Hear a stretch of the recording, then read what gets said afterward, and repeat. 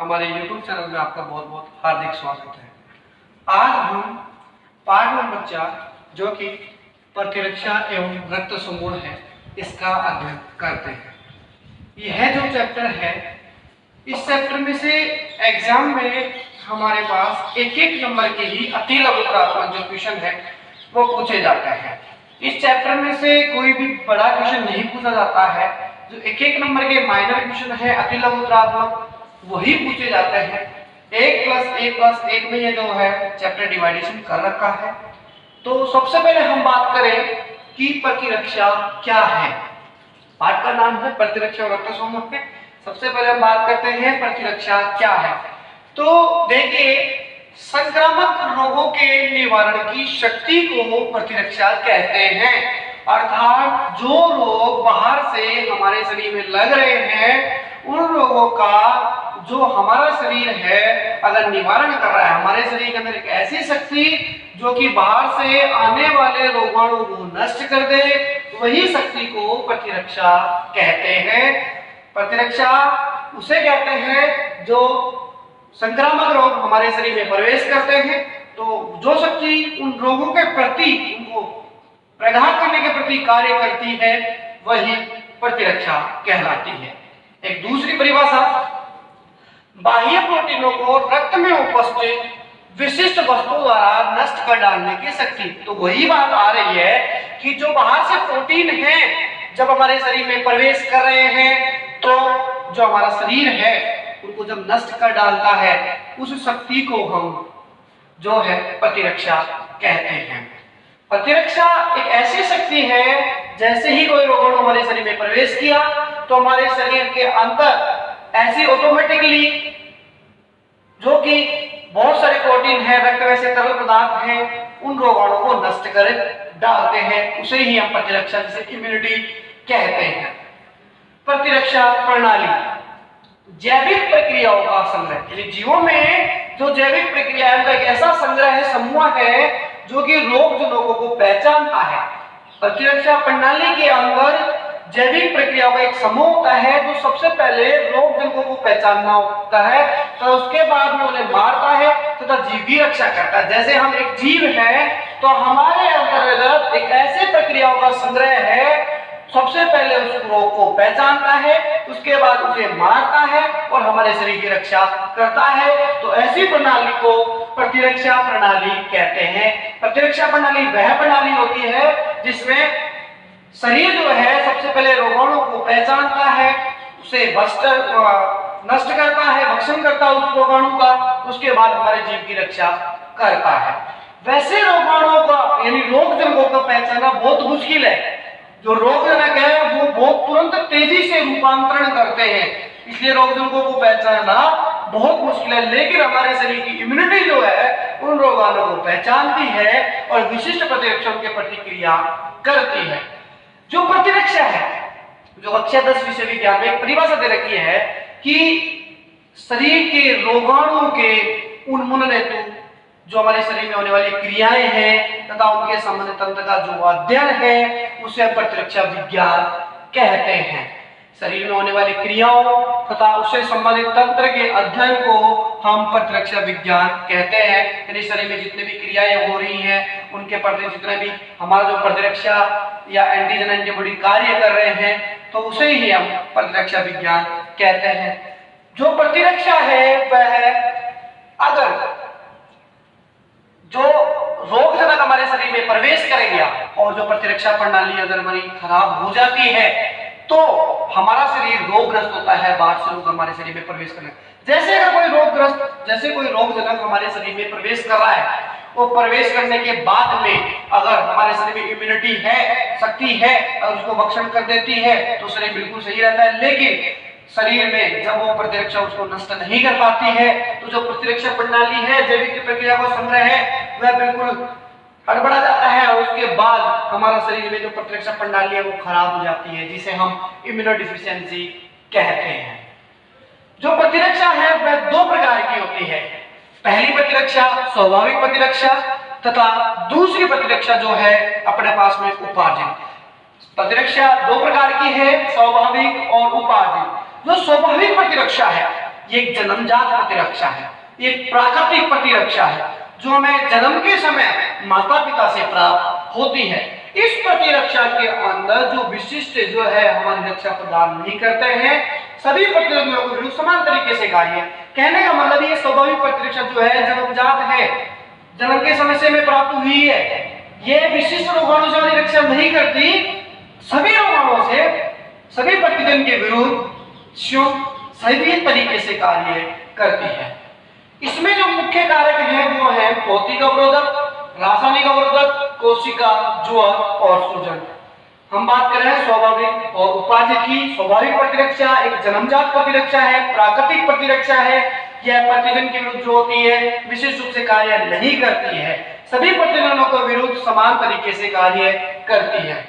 इसके बाद उपार्जित प्रतिरक्षा एक विशिष्ट प्रतिरक्षा है, तो विशिष्ट प्रतिजन के विरुद्ध कार्य करती है। अगर बाहर से कोई रोगाणु प्रवेश कर रहा है, स्वाभाविक प्रतिरक्षा उसका कार्य नहीं कर रही है, तो उस समय उपार्जित जो प्रतिरक्षा है वह हमारे शरीर में क्या करती है, उस जीवाणु के प्रति हमें हमारी रक्षा करती है, उस जीवाणु को नष्ट कर देती है, उस जीवाणु का प्रघात करती है और शरीर में प्रतिरक्षा का निर्माण करती है, एंटीबॉडी का निर्माण करती है, जिससे जो हमारा शरीर है रोगाणु से बचता है और आने वाली जो रोगाणु है उससे हमें बचाता है। तो हमने पढ़ा प्रतिरक्षा किसे कहते हैं। प्रतिरक्षा दो प्रकार की है, स्वाभाविक और उपार्जित। अब नेक्स्ट चलते हैं प्रतिजन, एंटीजन। प्रतिजन और प्रतिरक्षा इसका जो है एक सम्मिलित रूप देखते हैं कि प्रतिजन क्या है। देखो प्रतिजन जो एक रोगाणु है, बाहर से आने वाला कोई रोगाणु है जो हमारे शरीर में प्रवेश करता है। प्रवेश करने के बाद बीटा लसिका कोशिकाओं में जाता है और प्लाज्मा कोशिकाओं में जाने के बाद उनको रूपांतरित कर देता है। प्लाज्मा जो अपने पास में प्रतिरक्षण है वह एक प्रकार का रोगाणु है जो शरीर में प्रवेश होने के बाद में बी लसिका कोशिका को प्लाज्मा कोशिकाओं में बदल करके उसको रूपांतरित हेतु उत्पादित करता है। अगर हम कहें कि जो प्रतिजन है एक रोगाणु पदार्थ है और इसका जो आणविक भार है वह लगभग 6000 डाल्टन होता है। प्रतिजन का आणविक भार 6000 डाल्टन होता है। तो मैंने अभी आपको बताया था कि इस चैप्टर में 1+1+1 नंबर का डिवाइडेशन है, तो यहीं से एक प्रश्न होता है कि प्रतिजन का आणविक भार कितना है। तो प्रतिजन का आणविक भार लगभग 6000 डाल्टन होता है और जो प्रतिजन का एक समूह है यह लगभग प्रोटीन, पॉलीसैकेराइड, लिपिड, न्यूक्लियम आदि के संघटक होते हैं। जो जैसे ही हमारे शरीर में कोई रोगाणु प्रवेश करता है तो सबसे पहले उस रोगाणु का जो सामना है स्वाभाविक प्रतिरक्षा से होता है, उसके बाद विशिष्ट जो प्रतिरक्षा है उस रोगाणु के प्रति, उसको भक्षण करने के प्रति सक्रिय हो जाती है। अब इसमें मोस्ट इंपोर्टेंट बात यह है कि एक नंबर का जो प्रश्न है वह यहां से बनता है कि प्रतिजन जो है संपूर्ण प्रतिरक्षा से प्रतिक्रिया नहीं करता, इसके कुछ विशिष्ट अंश जो है प्रतिरक्षा से जुड़े होते हैं। जो प्रतिजन का एक अणु है संपूर्ण प्रतिरक्षा से क्रिया नहीं करता, उसके कुछ अंश जो है प्रतिरक्षा से जुड़े होते हैं जिन्हें हम एंटीजनी निर्धारक कहते हैं। अब एंटीजनी जो निर्धारक है उनमें लगभग एक प्रोटीन के अंदर 6 से 8 एमिनो एसिड की श्रृंखला होती है और एक प्रोटीन में लगभग जो एंटीजनी निर्धारक है वो बहुत सारे हो सकते हैं। एक प्रोटीन के अंदर यानी जो प्रोटीन की लगभग 6 से 7 एमिनो एसिड की एक श्रृंखला है, उसके अंदर जो एक प्रोटीन है उसमें कई एंटीजनी निर्धारक हो सकते हैं और एक प्रोटीन में एंटीजनी निर्धारक की जो संयोजकता है वह लगभग 100 या इससे अधिक होती है। सबसे पहले हम दोबारा से देख लें एक बार चीज, जो प्रतिरक्षा है वो एक प्रणाली है जिसके अंदर बाहर से आने वाले रोगाणु को नष्ट किया जाता है। दो प्रकार की होती है, स्वाभाविक और उपार्जित। स्वाभाविक प्रतिरक्षा विधि है जन्मजात है, प्राकृतिक है, माता पिता से प्राप्त होती है, विशिष्ट प्रतिजन से कार्य नहीं करती, समान तरीके से सभी से कार्य करती है। 4 इकाई कारक सहायक होते हैं, भौतिक, रासायनिक, कोशिका, ज्वर और सूजन। दूसरी है उपार्जित। उपार्जित दूसरे से ली गई है, दूसरे से उपार्जित की गई है, जो कि आने वाले जीवाणु को प्रघात करती है, मार देती है और नए प्रतिरक्षा का निर्माण करती है। जो उपार्जित प्रतिरक्षा है यह 2 प्रकार की होती होती है। पहली है सक्रिय प्रतिरक्षा और दूसरी है निष्क्रिय प्रतिरक्षा। यहां पर जो सक्रिय प्रतिरक्षा है, इसमें जो शरीर है क्षोभ प्रतिरक्षों का निर्माण करता है उस जीवाणु को मारने के लिए, लेकिन निष्क्रिय प्रतिरक्षा में क्षोभ प्रतिरक्षों का निर्माण नहीं किया जाता। बाहर से कोई रोगाणु प्रवेश करवाया जाता है, बाहर से विशेष प्रतिजन प्रवेश करवाए जाते हैं उस रोगाणु को मारने के लिए, जैसे डिप्थीरिया और टिटनेस के टीके। तो एक नंबर का सवाल यहीं से है कि जो डिप्थीरिया और टिटनेस के टीके हैं कौन सी प्रतिरक्षा के उदाहरण है? तो हम कह सकते हैं कि जो डिप्थीरिया और टिटनेस के टीके हैं वह निष्क्रिय प्रतिरक्षा के उदाहरण हैं। अभी मैंने आपको बताया कि उपादित प्रतिरक्षा दो प्रकार की है, पहली सक्रिय, दूसरी निष्क्रिय। सक्रिय प्रतिरक्षा में शरीर क्षोभ प्रतिरक्षों का निर्माण करता है, निष्क्रिय प्रतिरक्षा में शरीर क्षोभ प्रतिरक्षों का निर्माण नहीं करता। बाहर से विशिष्ट प्रतिरक्षी शरीर में प्रवेश करवाए जाते हैं और उन रोगाणुओं को यह नष्ट करती है, जैसे डिप्थीरिया और टिटनेस के टीके। फिर हमने बात की प्रतिजन की। प्रतिजन एक रोगाणु है जो शरीर में प्रवेश होने के बाद बी लसीका कोशिका को प्लाज्मा कोशिका में बदलता है, रूपांतरित एवं उत्पादित करता है। प्रतिजन का जो आणविक है 6000 डाल्टन होता है। इसमें कई रासायनिक संघटक होते हैं, जैसे प्रोटीन, पॉलीसैकेराइड, लिपिड और न्यूक्लिक अम्ल। सबसे पहले रोगाणु का जो सामना है स्वाभाविक प्रतिरक्षा से होता है, उसके बाद यह विशिष्ट प्रतिरक्षा जो हमारे शरीर में सक्रिय हो जाती है और उस रोग से हमें निदान मिल पाता है। इसमें एक परिभाषा है एंटीजन निर्धारक, जिसे एपिटोप, बहुत मुख्य प्रश्न है, इंपोर्टेंट है कि एपिटोप क्या है। एपिटोप जो है प्रतिजन में जो प्रतिजन जो है हमारा प्रतिरक्षी से प्रतिक्रिया नहीं करता। हमारा जो प्रतिजन है प्रतिरक्षी से क्रिया नहीं करता है, इसके कुछ अंश जो है प्रतिरक्षी से जुड़े हुए होते हैं। प्रतिजन प्रतिरक्षी से क्रिया नहीं करता, इसके कुछ अंश प्रतिरक्षी से जुड़े होते हैं, इसे एंटीजन निर्धारक कहते हैं, एपिटोप कहते हैं। अब जो एंटीजन निर्धारक है उसके एक प्रोटीन में कई एंटीजन निर्धारक होते हैं, एक प्रोटीन में कई एंटीजन निर्धारक होते हैं जिन्हें एंटीजन की संयोजकता कहा जाता है, जो कि जीवाणु में 16 से अधिक होती है। दूसरी बात करें प्रतिरक्षी, प्रतिरक्षी को इम्यूनोग्लोबुलिन कहते हैं। प्रतिरक्षी जो है इसको इम्यूनोग्लोबुलिन कहते हैं। यह प्लाज्मा कोशिकाओं के द्वारा बनी हुई होती है, इसे गामा ग्लोबुलिन प्रोटीन भी कहते हैं। यह प्राणियों के रक्त तथा अन्य तरल पदार्थों में पाई जाती है। हमने बताया कि प्रतिरक्षी क्या है। यह प्रतिरक्षी जो है इम्यूनोग्लोबुलिन एक प्रोटीन है जो कि प्लाज्मा कोशिकाओं के द्वारा निर्मित है और मानव के तरल तथा अन्य रक्त पदार्थों में उपस्थित होती है। यहां पर एक नंबर का जो प्रश्न है वो बनता है पैराटोप।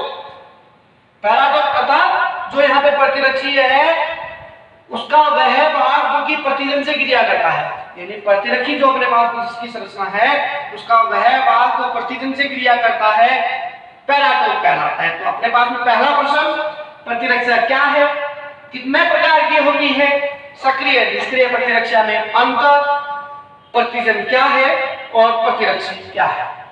प्रतिरक्षी इम्यूनोग्लोबुलिन प्रोटीन है, राइट, जो कि प्लाज्मा कोशिकाओं के द्वारा बनता है। गामा ग्लोबुलिन प्रोटीन है, प्राणियों के रक्त तरल पदार्थ में उपस्थित होता है। अभी परिभाषा ही पैराटोप, प्रतिरक्षी का वह भाग जो कि प्रतिजन से क्रिया करता है पैराटोप कहलाता है। अब यहाँ पर एक बात ये आती है कि जो प्रतिरक्षी की संरचना है वह कैसे बनती है। हमने ये तो देख लिया कि प्रतिजन एक पदार्थ है, बाहरी पदार्थ, इसका अनुपात 6000 होगा, लेकिन प्रतिरक्षी तो एक प्रोटीन है ना, इसकी संरचना कैसे बनती है। तो देखिए प्रतिरक्षी की संरचना, देखो यहाँ आपको डायग्राम देखने से मिल रहा है कि जो प्रतिरक्षी की संरचना एक अंग्रेजी के वाई अक्षर की तरह है। अंग्रेजी का वाई अक्षर ऐसा ही होता है, ऐसा ही होता है। तो प्रतिरक्षी की संरचना अंग्रेजी के एक वाई अक्षर की तरह होती है। प्रतिरक्षी संरचना अंग्रेजी के वाई अक्षर की तरह होती है। इसके अंतर्गत 4 पॉलीपेप्टाइड श्रृंखलाएं होती हैं, जिनमें से देखो एक ये श्रृंखला और एक ये श्रृंखला दोनों लंबी हैं और भारी है, और एक ये श्रृंखला और एक ये श्रृंखला छोटी है जो कि बहुत हल्की है। अतः हम कह सकते हैं कि जो प्रतिरक्षी है उसकी संरचना अंग्रेजी के वाई अक्षर की तरह है। इसमें 4 1 2 3 4 पॉलीपेप्टाइड श्रृंखलाएं होती हैं, जिनमें से जो कि भारी होती हैं, दो श्रृंखलाएं छोटी जो कि हल्की होती हैं। यहाँ पर प्रत्येक जो बाहरी श्रृंखला है 440 एमिनो अम्ल से मिलकर के बनती है। प्रत्येक बाहरी श्रृंखला 440 एमिनो अम्ल से मिलकर बनती है तथा प्रत्येक हल्की श्रृंखला है, इसका आधा किया जाए तो 220 एमिनो अम्ल से मिलकर के बनती है। ये जो दोनों श्रृंखलाएं हैं आपस में डाइसल्फाइड बंध के द्वारा जुड़ी हुई होती है। प्रतिरक्षी की संरचना अंग्रेजी के Y अक्ष की तरह होती है। इसमें दो श्रृंखलाएं बड़ी भारी हैं, दो श्रृंखलाएं छोटी हल्की हैं। भारी श्रृंखला 440 एमिनो एसिड से तथा हल्की श्रृंखला 220 एमिनो एसिड से मिलकर बनी हुई होती है। दोनों के बीच में डाइसल्फाइड बॉन्ड होते हैं।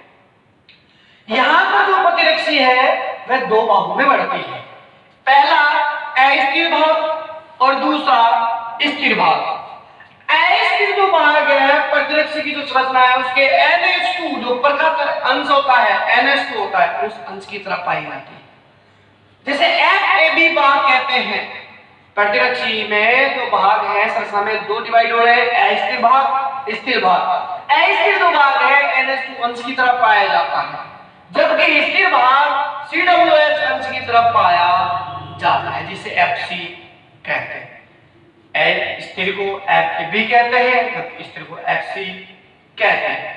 अब आपको समझ में आ गया होगा कि प्रतिरक्षी संरचना है, चार पॉलीमेप्टाइड हैं, भारी हैं, दो हल्की हैं, डाइसल्फाइड बॉन्ड से आपस में जुड़ी हैं और दो भाग हैं, अस्थिर भाग NH2 की तरफ, स्थिर भाग COOH। लेकिन यहाँ पर प्रतिरक्षी का जो अंग्रेजी का Y अक्ष है पर दोनों जो भुजा हैं ऊपर की उसका स्थान बहुत लचीला होता है और लचीला होने के कारण से ही यह रासायनिक अभिक्रिया करने में, इनको दोनों को समाहित करने में मदद कर देता है, जिसे हिंज कहते हैं। बहुत ही इंपॉर्टेंट क्वेश्चन है आपकी बात के लिए। हिंज क्या है? हिंज प्रतिरक्षी जो है उसका भले जो अपने पास Y अक्ष का प्रतिरक्षी है उसका उद्गम स्थल है बहुत लचीला होता है और लचीला होने के कारण से यह प्रतिरक्षी के अणु को समाहित करने में मदद करता है, इसे ही हिंज कहते हैं। हिंज का मुख्य कार्य यही है कि प्रतिरक्षी के छोटे बड़े अणु को समाहित करके रासायनिक अभिक्रिया करने में मदद करना।